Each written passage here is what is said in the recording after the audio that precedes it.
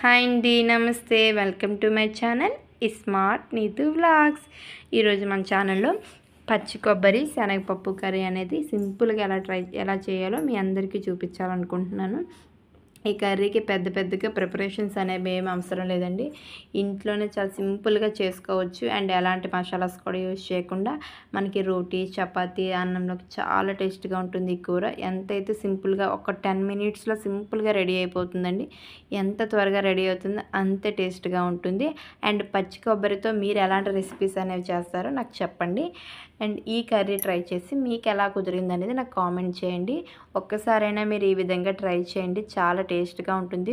అసలు వంట రాని వాళ్ళు కూడా ఈజీగా చేయొచ్చు, అంత పర్ఫెక్ట్గా వస్తుందన్నమాట.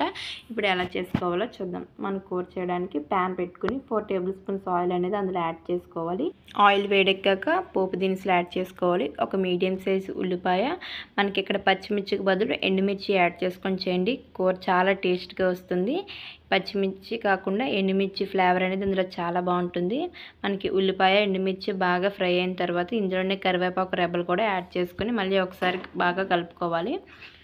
కరివేపాకు ఫ్రై మరీ కాకుండా పచ్చిగా ఉంటూనే బాగుంటుందండి. కరివేపాకు కూడా మనకి ఇవన్నీ కూడా ఫ్రై అయిన తర్వాత మనం అల్లం వెల్లుల్లి అనేది కచ్చాబచ్చగా దంచుకొని ఇందులో కొంచెం యాడ్ చేసుకోవాలి. మరి పేస్ట్లా కాకుండా జస్ట్ కచ్చాబచ్చగా దంచినట్లయితే బాగుంటుంది. మనకి సపరేట్గా పోపులో వెల్లుల్లి వేరేగా వేసే కంటే ఇలాగ అల్లం వెల్లుల్లి కూడా దంచి వేసుకుంటే ఆ ఫ్లేవర్ అనేది బాగుంటుంది. మనం ఇవి మరీ ఎక్కువగా ఫ్రై చేయనవసరం లేదండి. అల్లం వెల్లుల్లి ఒక 1 మినిట్ అయితే సరిపోతుంది. అండ్ నెక్స్ట్ ఏంటంటే మీడియం సైజు 2 టొమాటోలు అనేవి చిన్న ముక్కలుగా కట్ చేసి యాడ్ చేసుకున్న తర్వాత టమాటోలు మగ్గడం కోసమని సాల్ట్ కూడా అందులోనే యాడ్ చేసుకోవాలి. సాల్ట్ యాడ్ చేసుకున్న తర్వాత లిడ్ పెట్టి కవర్ చేసినట్లయితే మెత్తగా ప్యూరీలా అవుతుందన్నమాట. మొత్తం టొమాటో అండ్ ఉల్లిపాయలు మొత్తం కూడా స్మాష్ చేసుకుంటూ కలుపుకోవాలన్నమాట. ఎక్కడ కూడా మనకి టొమాటో పీసెస్ అని కనిపించకుండా మెత్తగా గరిటతో ఇలా స్మాష్ చేసుకుంటూ కలుపుకున్నట్లయితే మనకి మెత్తగా అయిపోతుంది. సాల్ట్ వేసాం కాబట్టి చాలా మెత్తగానే ఉడుకుతుంది. ఇందులోకి మనం కడిగి పక్కన పెట్టుకున్నాం కదా కొబ్బరి ముక్కలు, అవి కొంచెంగా యాడ్ చేసుకోవాలన్నమాట. మనం అవి ఏంటంటే ఫస్ట్ శనగపప్పు అనేది ఇక్కడ కాకుండా ఫస్ట్ కొబ్బరి ముక్కలు అనేది యాడ్ చేసుకోవాలండి.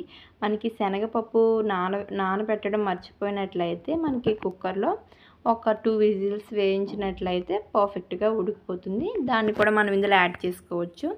కొబ్బరి ఇలా వేసిన తర్వాత ఒక 1 మినిట్ అనేది ఓన్లీ కొబ్బరికి మూత పెట్టి ఉంచేయాలన్నమాట. అది కొంచెం ఏమవుతుందంటే ఆయిల్లో ఫ్రై అవుతుంది కాబట్టి కొంచెం త్వరగా ఉడుకుతుందన్నమాట. ఇప్పుడు నానబెట్టుకునే శనగపప్పు కూడా మనం ఇందులోనే యాడ్ చేసుకోవాలి. చెప్పాను కదా, ఒకవేళ నానబెట్టడం మర్చిపోతే ఉడికించిన శనగపప్పు యాడ్ చేసుకున్నట్లయితే సరిపోతుంది. ఇప్పుడు మనకి కొబ్బరి, శనగపప్పు 2 బాగా కలిసేలా కలుపుకోవాలన్నమాట. వెంటనే మనం ఇందులో కారం, పసుపు యాడ్ చేయకుండా ఈ ఆయిల్, ఈ టొమాటో అండ్ ఈ ఆనియన్స్లోనే బాగా మగ్గే విధంగా కలిపి ఒక 3 మినిట్స్ అలా మూత పెట్టి ఉంచేయాలన్నమాట. ఇవి ఉంచేసినట్లయితే మనం అందులో వాటర్ కన్సిస్టెన్సీ ఏవైనా ఉన్నా కూడా వాటితోనే అవి ఫ్రై అవుతాయి అన్నమాట. మనం వేసిన వెంటనే కూడా ఏ కూరలో అయినా అంతేనండి, వేసిన వెంటనే కూడా ఎప్పుడు కూడా కారం, పసుపు అనేది వెంటనే యాడ్ చేయకూడదు. ఒక 2 మినిట్స్ అనేవి బాగా మగ్గిన తర్వాత అప్పుడు మనం యాడ్ చేసుకున్నట్లయితే కర్రీ టేస్ట్ అనేది చాలా బాగుంటుంది. ఇప్పుడు ఇలా కలుపుకున్న తర్వాత కొంచెం చూసారా ఆయిల్ అనేది రిలీవ్ అయింది. ఈ విధంగా వచ్చిన తర్వాత ఇందులోకి 1/2 టీ స్పూన్ పసుపు అనేది యాడ్ చేసుకోవాలి. 1 టేబుల్ స్పూన్ కారం అనేది యాడ్ చేసుకోవాలి. మనం పిల్లలు తింటారు కాబట్టి కారం మన టేస్ట్కి సరిపడా యాడ్ చేసుకున్నట్లయితే సరిపోతుంది.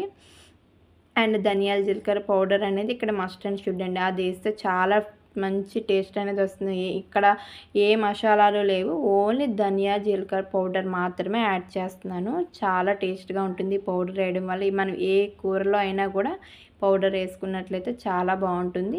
ఇవి మొత్తం కలిసేలా వీటిని బాగా కలుపుకోవాలి. మూత పెట్టకూడదండి. కారం వేసిన వెంటనే మూత పెట్టినట్లయితే కారం పచ్చి స్మెల్ ఉండిపోతుంది. సో కొంచెం అలా 1 మినిట్ మనం కలుపుతున్న తర్వాత వాటర్ యాడ్ చేసుకోవచ్చు. మనకి కొంచెం వాటర్ ఎక్కువే పడతాయండి, ఎందుకంటే కొబ్బరి అండ్ శనగపప్పు 2 కూడా ఉడకడానికి టైం పడుతుంది కదా. సో వాటర్ అనేవి మరి ఎక్కువ వేయకూడదు. కొంచెం మనకు తెలుస్తుంది కర్రీకి ఎంత సరిపోతుందో అంత వాటర్ వేసిన తర్వాత మీడియం టు హై ఫ్లేమ్లో పెట్టుకోవాలన్నమాట. మరీ సిమ్లో పెట్టకూడదు, అలాగని హైలో పెట్టకూడదు. మీడియం టు హై పెట్టిన తర్వాత మూత పెట్టి ఉంచుకోవాలి. చూసారా ఇంకా వాటర్ అనేవి ఉన్నాయి. సో ఇంకా ఇది ఉడకాల్సిన అవసరం ఉంది. అండ్ వాటర్ పూర్తిగా అయిపోయేంత వరకు మనం ఈ కర్రీని అనేది కుక్ చేసుకోవాలి. వాటర్ ఇలా ఉన్నట్లయితే కర్రీ చప్పగా ఉంటుంది, టేస్ట్ అయితే అంత బాగోదు. సో వాటర్ అంతా కూడా మనకి అయిపోయేంత వరకు కర్రీని మనం కుక్ చేసుకోవాలి. కాబట్టి మనం ఇక్కడ ఏం చేస్తామంటే మంటని మీడియం టు హై అలానే ఉంచి మూత పూర్తిగా కవర్ చేయకుండా లిడ్ని సగం ఓపెన్ సగం క్లోజ్గా పెట్టినట్లయితే ఓపెన్ అయి ఉన్న ప్లేస్ నుంచి ఆవిరి అనేది వెళ్ళి కర్రీలో వాటర్ అనేది త్వరగా అయిపోతాయి అన్నమాట. ఇలా చూసారా అసలు వాటర్ ఎక్కడా లేకుండా ఆయిల్ అనేది సైడ్స్ నుంచి మనకు కనిపించాలి రిలీవ్ అయినట్లు. సో అలా అయితే కూర అనేది పర్ఫెక్ట్గా అయిపోతుందండి. ఇంతేనండి, చాలా సింపుల్గా చేసుకోవచ్చు. మీ అందరూ కూడా ట్రై చేసి ఎలా వచ్చిందో చెప్పండి. ఇలాంటి ఈ వీడియో నచ్చినట్లయితే లైక్ చేయండి, షేర్ చేయండి, సబ్స్క్రైబ్ చేసుకోండి. Bye friends, thanks for watching.